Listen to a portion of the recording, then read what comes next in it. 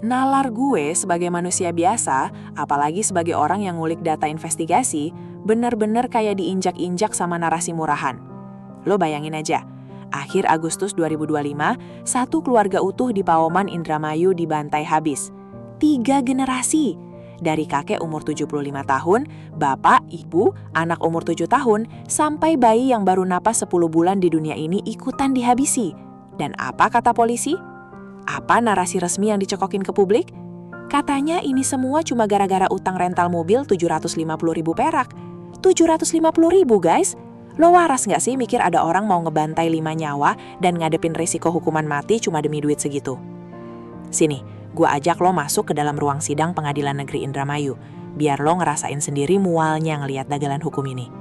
Sidang itu digelar awal 2026. Di situ ada 2 pemuda desa, Ririn Rifanto dan Priyo Bagus Setiawan, didudukin sebagai terdakwa utama.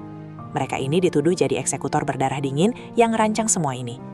Tapi pemandangan yang gue lihat di video persidangan itu bikin darah gue mendidih. Tanggal 29 April 2026, si Ririn ini berontak, meronta-ronta, teriak histeris nolak digiring ke mobil tahanan. Dia diseret paksa guys, di depan kamera wartawan, sambil teriak, "Saya bukan pelakunya, pelakunya Amaniani, Joko, Hardi, dan Yoga." Dan lo tahu kenapa dia bisa teriak sebarbar itu? Karena dia nunjukin kakinya yang pincang. Dia ngaku ke publik kalau polisi udah patahin kakinya pas di ruang interogasi. "Kaki saya dipatahin, Pak. Suruh mengakui, Pak. Suruh saya mengakui membunuh." Gitu teriaknya. Pengacaranya, Tony RM, juga buka suara kalau kaki si Priyo, terdakwa satunya lagi, dibikin bengkok permanen akibat penganiayaan oknum penyidik yang cuma ngejar target penyelesaian kasus.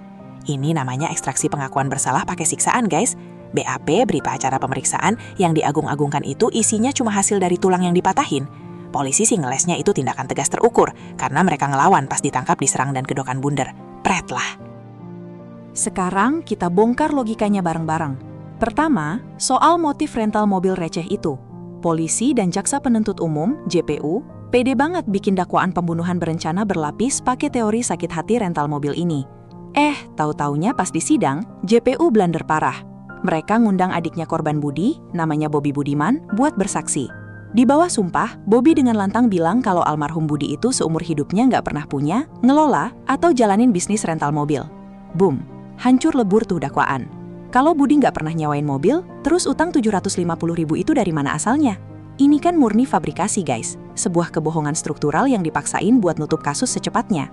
Terus siapa sebenarnya 4 nama yang diteriakin Ririn tadi? Amaniani, Yoga, Hardi, Joko. Awalnya orang mikir Ririn cuma ngelantur cari kambing hitam. Tapi tunggu dulu, fakta persidangan ngebuka tabir yang bikin gue merinding. Di sidang yang sama, mantan istri Ririn, Sheila, bersaksi. Dia ngebongkar fakta telak, Amaniani itu bukan tokoh fiktif. Dia adalah paman kandungnya Ririn sendiri. Dan yang lebih gila, Amaniani ini punya utang duit panas ke Ririn sebesar 300 juta. Itu sisa dari total utang 490 juta hasil komisi kerja Ririn di bank bertahun-tahun. Sekarang, coba lo pakai nalar kriminal. Mana yang lebih masuk akal buat jadi motis ngebantai 5 orang dengan sadis? Utang rental fiktif 750.000 atau sengketa uang panas 300 juta dari seorang paman yang ogah bayar ke keponakannya? Jelas yang kedua.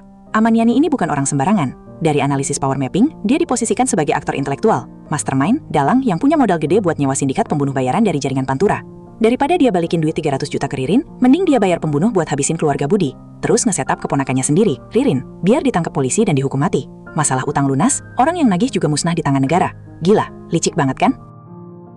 Malam jahanam itu, Rabu 27 Agustus 2025, operasi false flag ini dieksekusi. Dari log panggilannya, Ewis, istri Budi, sempat telepon ibunya, Teti Setiawati, sekitar jam 12 malam, persis 30 menit sebelum mereka dibantai. Ewis panik banget, ngasih tahu ibunya kalau suaminya lagi nerima tamu nggak diundang larut malam. Dan Ewis nyebut satu nama spesifik, Yoga. Yoga datang, bawa 3 temennya. Fakta ini dikonfirmasi sama kakak Ewis, Rocky Gemilang di persidangan. Jadi rombongan 4 orang tamu ini beneran nyata, persis sama klaim kuartet eksekutor, Amaniani, Yoga, Hardi, Joko. Gue nggak bisa ngebayangin kengerian di dalam rumah itu guys. Yoga ini field commander, pemimpin regu yang invasi rumah. Hardi itu eksekutor utama yang ngehabisin si bapak, Budi Awaludin. Saking sadisnya dan gak mau ninggalin saksi, Yoga ngehabisin sisa keluarga, termasuk istri, kakek, dan anak umur 7 tahun. Yang paling bikin hati gue hancur berkeping-keping, si pelaku ini bahkan sempet-sempetnya ngasih minum susu ke bayi Bella 10 bulan, buat nenangin dia yang nangis, sebelum akhirnya bayi malang itu digorok di dalam kamar mandi. Lo dengar itu? Dikasih susu dulu baru dibunuh. Ini bukan kelakuan orang kalap yang lagi emosi nagih utang rental. Ini ciri khas, signature, dari mesin pembunuh profesional, psikopat berdarah dingin dari sindikat yang memang dilatih buat netralisasi target tanpa empati. Terus, di mana posisi Ririn pas pembantaian ini? Disinilah peran Joko si pembersih. Sambil Yoka dan Hardi ngeeksekusi, Joko ngurus logistik. Dia ngawasin penggalian lubang massal di pekarangan belakang di bawah pohon nangka. Lo bikin ngegali lubang buat 5 mayat sekaligus. Numpuk mereka berdesakan dan ngeberesin rumah tanpa ketahuan tetangga itu gampang. Mustahil itu dikerjain 2 orang dalam semalam. Tapi kecerdasan jahat Joko nggak cuma di situ. Sebelum kejadian, Joko diduga udah ngegiring Ririn biar keluar dari TKP, disuruh pergi ke Serang, Banten, dengan dalih nyari Amaniani buat nagih utang. Biar Ririn percaya dan tetap kabur, Amaniani ngirimin transferan duit berkala, 500.000, 600.000, 400.000. Ririn girang dong. Dia telepon istrinya bilang duit utang udah mulai dicicil. Padahal, itu adalah uang jalan yang sengaja disuntikin biar Ririn kelihatannya lagi kabur melarikan diri abis ngebunuh orang. Ini rekayasa alibi false flag paling gila yang pernah gue analisis. Ririn yang tadinya cuma keponakan nagih utang, dalam sekejap disulap jadi buronan nomor 1 sama pamannya sendiri. Yang bikin gue makin meledak marahnya guys adalah kebusukan instrumen aparat di kepolisian resornya. Gue nemuin 3 bukti forensik super telak yang sengaja diabaikan, dikubur dalam-dalam sama penyidik. Ini bukan sekadar inkompeten, ini obstruction of justice, perintangan penyidikan. 1.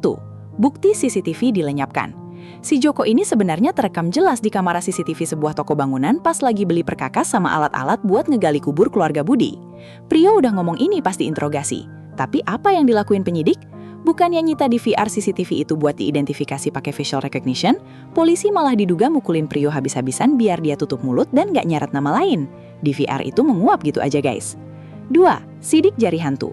Tim Inafis Polres Indramayu, saksi ahli bernama Denis, ngaku di pengadilan kalau mereka nemuin banyak banget sampel sidik jari laten, jejak tak kasat mata di TKP. Dan tebak, setelah dicek, sidik jari itu secara absolut bukan milik Ririn ataupun Prio. Terus ngapain polisi diam aja?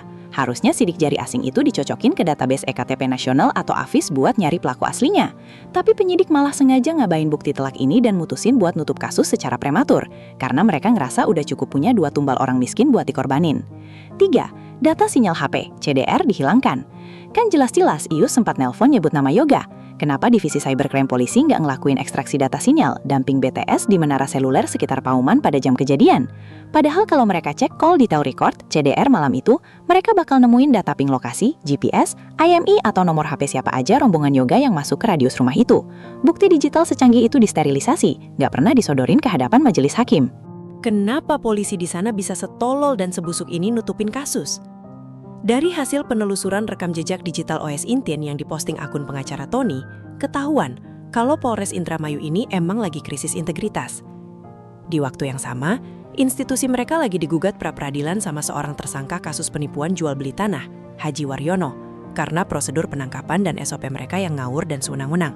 Polisi lokal ini didera tekanan publik yang luar biasa buat cepet-cepet nyelesain kasus kejahatan massal Pauman ini. Daripada repot-repot baku tembak ngejar sindikat mafia pimpinan Amaniani, mending nyari jalan pintas. Culik 2 pemuda desa yang kebingungan, patahin kakinya di ruang gelap, suruh tanda tangan BHP ngaku ngebunuh, kasih ke kejaksaan. Beres, public relations instan buat naikin citra. Gue nulis ini bukan sekedar ngerenting kosong guys. Ini tentang nyawa bayi Bella, nyawa bocah 7 tahun dan keluarga utuh yang sekarang teronggok di kuburan massal. Dan di ujung sana, 2 orang yang kemungkinan besar cuma kambing hitam, Ririn dan Prio, lagi nunggu giliran dieksekusi regu tembak negara atas kejahatan yang otaknya lagi ongkang-ongkang kaki megang duit 300 juta. Keadilan macam apa ini? Majelis Hakim Pengadilan Negeri Indramayu harusnya punya nyali. Keluarin itu putusan sela, interlocutory judgment, bebasin sementara para tumbal ini, dan paksa kejaksaan sama Propam Mabes Polri buat narik kasus ini dari Polres Indramayu. Buka ulang penyelidikannya, reopen new investigation, tangkap si Dalang Amaniani, seret si Yoga, Hardi sama Joko, bongkar CCTV, sedot data BTS-nya. Kalau aparat penegak hukum cuma jadi algojo buta yang percaya sama kertas BAP penuh darah hasil siksaan, negara ini benar-benar udah sakit jiwa guys. Jangan sampai murul hukum bangsa ini hancur gara-gara nutupin dosa sindikat pembunuh bayaran Pantura.